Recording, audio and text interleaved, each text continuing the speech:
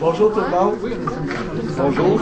Bonjour. Bonjour. Bienvenue à notre séance publique autour de clientèle libérale, particulièrement itinérance et tout au niveau de la prostitution. Moi, je veux qu'on ait une rencontre aujourd'hui de travail pour nous aider comme C3S à prendre des orientations. On va parler ensemble des enjeux. On va parler ensemble des priorités. Puis ce que je souhaite, c'est qu'au bout de la ligne, qu'on puisse avoir ensemble un plan de match avec une certaine façon de travailler. L'objectif de planification stratégique, je vous en parlais un petit peu plus. Mon nom est Daniel Corbeil, je suis directeur général du C3S Cécile Tisbey. Il y a certaines personnes autour de la table que je connais, mais d'autres que je ne connais pas. Avant de commencer proprement dit, j'aimerais ça qu'on puisse faire un tour de table vite fait pour peut-être se présenter et dire brièvement de quel organisme. Alors, je vais avec vous, nouvelle mariée. Bravo. Ça de même, là. Bravo. Sylvie Boivin, je suis directrice de l'unité d'intervention mobile L'Anonyme. Donc, Catherine, travailleuse de rue pour PAC de rue dans le quartier. Christine Fortin pour la Maison du Gène, le réseau des Maisons du Gène et le carrefour familial de Chêne. Maxime Bergeron-Laurentiel, chef de programme à l'organisation communautaire.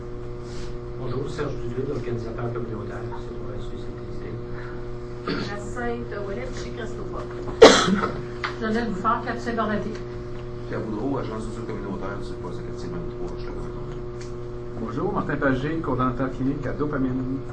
Bonjour tout le monde, Luc Morin, directeur de Dopamine. Bonjour, Véronique Poul, gestionnaire des interventions locales, médecin du monde. Bonjour, je m'appelle Marjolaine Despart, je suis coordonnatrice adjointe au RAPSIM, le réseau d'aide aux personnes seules et itinérantes de Montréal. Bonjour, mon nom est Patrick Cavalier de Percéval. Bonjour, Josée Lafrenière, organisatrice communautaire C3S Tisbey. Bonjour les amis que je connais déjà. Bonjour, Alain Giroux, coordonnateur à l'Auberge du Cœur, le foyer de jeunes travailleurs et travailleuses de Montréal. Bonjour, Barbara Jonf au Carrefour Jeunesse d'Emploi à Schlager Maisonneuve. Bonjour, Mélanie Bordelot, coordonnatrice pour l'itinérance du Centre de l'art communauté. Violaine Gagnon, comité des usagers. Bonjour, Lise Soulière, conseillère cadre en soins infirmiers, CSS Cécile Tisbey. Bonjour, Rachel Letourneau, travailleuse sociale de l'équipe Proximité, Itinérance, Dépendance au Célestia Schlager Maisonneuve. Bonjour, Lise Lecomte, infirmière de proximité Volet TSS. Bonjour, je suis Sylvie Boutin, je suis chef d'administration de programme au service psychosociaux généraux. Bonjour, je suis Mélanie Letinville, je suis agente principale de développement à Service Canada. Bonjour, je m'appelle Guy Lacroix, je suis conseiller de développement communautaire à la Ville de Montréal, à la direction de la diversité sociale, donc pour la Ville centrale. Et bonjour, moi c'est Marie-Ève Hubert, je suis coordonnatrice de l'intervention psychosociale à Boulot Vert, une entreprise d'insertion. Bonjour, Monique Chicoine, directrice performance pratique clinique, projet clinique et directrice générale adjointe au C3S Cécile Tisbey. Alors, merci tout le monde d'être là. On a déjà eu une première séance publique portant sur tout le volet dépendance. Donc, je vais demander tout de suite peut-être de démarrer le mot de bienvenue de notre président du conseil d'administration. Donc,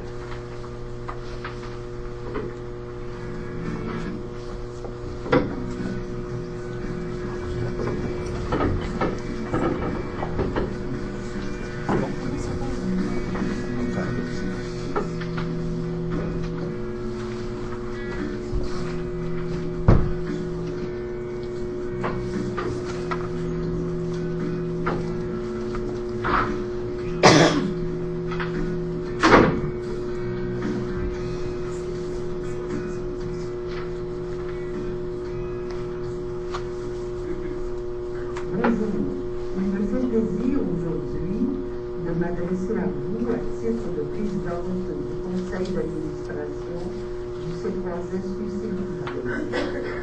Vous êtes appelés à participer activement à la démarche de planification stratégique, démarche qui vous permettra d'identifier les grandes orientations et ce pour les 5 prochaines années.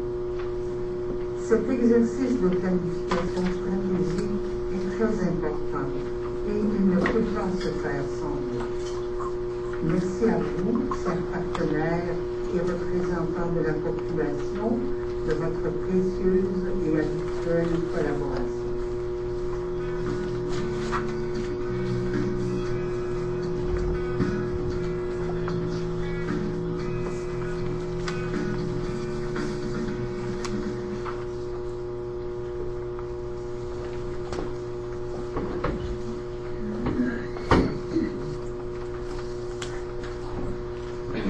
Comme Mme Tremblay est à l'extérieur, puis qu'elle ne pouvait pas participer au niveau des séances publiques, on souhaitait qu'elle puisse adresser à nous. Parce que c'est une démarche pour le C3S, je vais vous parler un petit peu de c'est quoi cette démarche de planification stratégique. Comme vous pouvez remarquer, on filme présentement, c'est en direct sur le web, en même temps. Donc, vous allez voir apparaître un petit peu plus de publicité ou de reportage parce qu'on souhaite aussi que la population, si elle le souhaite, puisse aussi suivre les travaux. En différé aussi parce qu'on enregistre et la séance sur la dépendance est déjà disponible sur le site. Celle-ci va rester aussi disponible sur le site pour pouvoir permettre à le plus de gens possible de voir les préoccupations qu'on a, ce qui se dégage, puis permettre le plus possible à des gens d'interagir avec le C3S. Comme vous avez pu voir, est-ce que tu peux permettre de partir un problème technique? C'est pas grave. C'est ça quand on va aller sur le web. Mais ça va bien sur le web, c'est juste faire partir ça. Puis il va détecter le PowerPoint. Pas le PowerPoint, mais l'ordinateur, c'est qu'il ne détecte pas. Pas grave, on ne se fera pas dominer par la technologie. Donc, nous, le conseil d'administration m'a confié le mandat de faire une planification stratégique, 2012-2017. On a eu une obligation, avec les ententes de gestion, on devait déposer une planification stratégique avec les ententes de gestion au 31 mars pour moi, j'ai déposé des orientations stratégiques parce que j'ai dit une planification stratégique, ça se fait avec les gens, ça se fait avec les partenaires. Puis, OK, on a des orientations, on voit des choses, mais on veut aller valider, puis on veut voir, de faire en sorte que le C3S puisse assumer pleinement sa fonction de coordonnateur de réseau local, qui fait partie d'une démarche importante dans un mandat qui est confié au C3S de coordonner ce réseau-là, mais au-delà de ça aussi dans une perspective d'approche populationnelle. Donc, c'est pour ça que la consultation, vous allez voir, elle est faite d'une manière, c'est un blitz actuellement, c'est assez fou à l'intérieur, parce qu'en même temps, on fait des exercices, plein de travaux pour l'agrément, mais on a une démarche à l'interne. Comme vous voyez, il y a des gens qui viennent de l'équipe de proximité. Il y a eu une démarche, à chaque consultation publique, on fait une démarche à l'interne précédant la consultation publique pour dégager. C'est quoi les grands enjeux? C'est quoi les grandes priorités qu'on voit, nous, comme C3S? Il y a déjà ce travail-là, et les gens de l'équipe se présentent ici pour faire aussi le pont avec ces éléments-là qui ressortent des réunions à l'interne. Après, on arrive à la réunion, la séance publique, et ce qu'on souhaite, c'est à travers, on va vous présenter un petit peu un tableau général de certaines choses, si ça fonctionne. Sinon, je vais vous le présenter quand même, je vais vous le dire verbalement. Et pour arriver à l'échange. Et on a voulu aborder pas juste la notion des programmes services qu'on trouve du ministère. On les a, on va regarder santé mentale, adulte, on va regarder famille, enfants, jeunesse, jeunes en difficulté, on va aller aux personnes en perte d'autonomie liées au vieillissement. On va faire les programmes santé physique, déficience physique, mais on a voulu avoir un élément important, c'est la dimension aussi. On a des clientèles plus vulnérables sur le territoire, puis on ne se l'adresse jamais. Ils sont souvent exclus des programmes, ou inclus, mais du bout des lèvres. Puis c'est pour ça que cette séance-là, aujourd'hui, pour moi, je la trouve importante, parce qu'on a toutes la même priorité. On n'a souvent pas la même angle de prix, mais on fait tout un bout de quelque chose. Il faut réussir peut-être à se concerter sur des actions. Et moi, je veux être challengé, comme DG d'établissement, sur ce que milieu s'attend de ces 3 ans, puis d'être réaliste là-dedans. On a appris de notre première réunion, ce que je souhaite au bout de la... Parce qu'on a fait, comme je vous dis, dépendant. Ce qui va être important au bout de la rencontre, c'est qu'on ait un mécanisme de suivi. C'est beau travailler, réfléchir, mais on se donne-tu des assises de suivi de ce qui va se dégager après ça. Donc, ça va être un élément en plus. Donc, est-ce que ça va fonctionner? Sûrement. Donc, on a l'ambition de trouver des priorités pour le C3S. Nous, on a commencé à l'intérieur de notre démarche déjà depuis avril. À l'intérieur de l'établissement, on a déjà fait une consultation à partir du blog où des gens se sont avancés et disaient, ben, les valeurs qu'on devrait porter chacun d'entre nous, qu'elles soient toutes les catégories professionnelles ou d'intervenants qu'on a dans notre C3S, ce serait quoi les valeurs? Donc, il y a des gens qui se sont avancés, ils ont identifié des valeurs.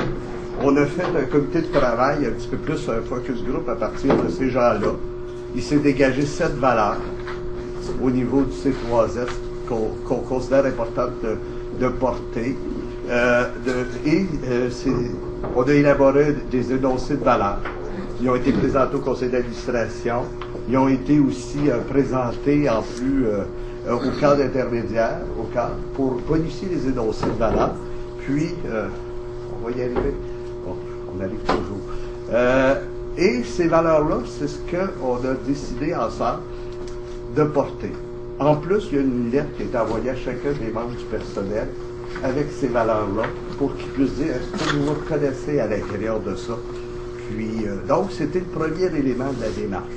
Puis, c'est clair que pour nous, de l'intérieur, une démarche de planification stratégique comporte les 3 éléments importants, soit la mission, la vision et les valeurs. Donc, nous, on a comme mission, bien c'est clair que la loi définit assez bien la mission d'un C3S, c'est d'améliorer, voire ou maintenir, améliorer l'état de santé et de bien-être de la population. Ça, c'est la mission générale de C3S. Mais comment on fait tout ça? Ben, ça se fait. Puis il y a un rôle aussi, comme je vous le dis, au niveau de cette perspective-là de l'état de santé. Donc, est-ce que tu vois si ça fonctionne? Oui. C'est bon. Donc, on fait le mot bien. On commence. Donc, c'est le mandat. Notre positionnement, bien, c'est ça que je vous disais. On veut assumer comme C3S notre rôle. On a plein de transformations, comme tous nous autres. On subit des pressions, on subit des compressions, on subit plein de choses. Mais chose certaine, on veut trouver un sens aussi autour du C3S qui va nous aider à porter notre organisation de service, notre organisation de soins, pour pouvoir réussir à faire en sorte de mobiliser notre personnel autour. Parce que l'objectif, c'est, on est quand même, on n'est pas un petit C3S. Il y a 2700 employés à peu près dans le C3S. Notre territoire, on veut impliquer tout le monde, là, comme je vous dis. Avril-septembre, OK, je me replace dans tout ça. Avril à septembre, l'élaboration de la démarche puis des valeurs. Septembre à octobre, c'est là le blitz que je vous parle. Pourquoi un blitz aussi fou de dire? Nous, là, il y a notre visite d'agrément qui vient la semaine du 19-20 novembre.